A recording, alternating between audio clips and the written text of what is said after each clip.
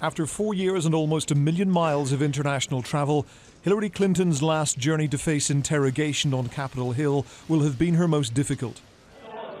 Ever since the September the 11th attack in Benghazi, which killed the US ambassador to Libya and 3 staff, White House critics have alleged a cover-up of the circumstances. The questions have only grown because Clinton's testimony was delayed by her hospital admission for a blood clot.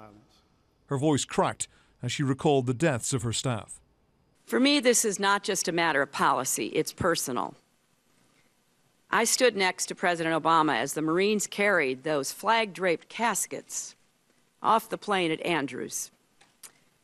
I put my arms around the mothers and fathers, the sisters and brothers, the sons and daughters, and the wives left alone to raise their children. The murder of Ambassador Chris Stevens and his colleagues has become a politically partisan controversy. The incident was originally portrayed as a protest which escalated, rather than a coordinated attack by militants linked to Al-Qaeda. We were misled that there were supposedly protests and then something sprang out of that, an assault sprang out of that. And that was easily ascertained that was not the fact. And the American people could have known that within days, and they didn't know that. With all due respect, the fact is we had 4 dead Americans. Was it because of a protest, or was it because of guys out for a walk one night who decided they'd go kill some Americans?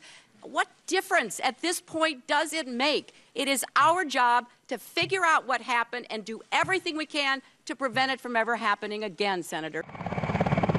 The French government's military intervention in Mali and the attack last week in Algeria point the way to North Africa taking over from Afghanistan as the new front line in the war with Al-Qaeda. This is going to be a very serious ongoing threat. Because if you look at the size of northern Mali, if you look at the topography, it's not only desert, it's caves. Sounds reminiscent. We are in for a struggle, but it is a necessary struggle. We cannot permit northern Mali to become a safe haven. Hillary Clinton may be stepping down from the State Department, but even at the age of 65, she's still strongly tipped for another run for the presidency. Trying to untangle herself from this damaging row over Benghazi may be the first step on the road to the White House. Ian Woods, Sky News.